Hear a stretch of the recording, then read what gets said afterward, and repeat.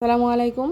অনেক সুন্দর একটি মাছের অ্যাকুরিয়াম তৈরি করেছি। চলুন দেখে আসি কিভাবে তৈরি করেছি। প্রথমে আমি নীল রঙের কালার পেপার নিয়েছি। কালার পেপারটিকে গোল করে কেটে নিব।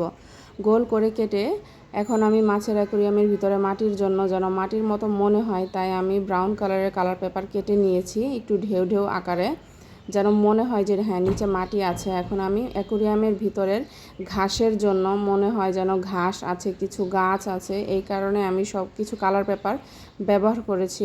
সবুজ এবং লাল সবগুলোকে আমি গাছের মতো করে কেটে নেব। কেটে নিয়ে আমি এগুলোকে আগে থেকেই কলম দিয়ে আঁকিয়ে রেখেছিলাম যেন কাটতে আমার সুবিধা হয়, যেন কোনো নষ্ট না হয়। সবগুলোকেই কেটে আমি সুন্দর করে লাগিয়ে নিব পেপারের সাথে, যেন উঠে না আসে। প্রত্যেকটা ডালের সাথে আমি গাম লাগিয়ে নিয়েছি। গামটি লাগিয়ে নেওয়ার পরে এখন আমি মাছের লেজ লাগিয়ে নিব। গোল করে আমি আগে থেকেই মাছগুলোকে কেটে রেখেছিলাম গোল গোল আকারে। এখন আমি মাছের লেজ লাগিয়ে নেব। লেজ লাগানোর পরে আমি মাছের ঠোঁট লাগিয়ে নিব এবং মাছটিকে আমি সুন্দর করে পেজের সাথে লাগিয়ে নিব।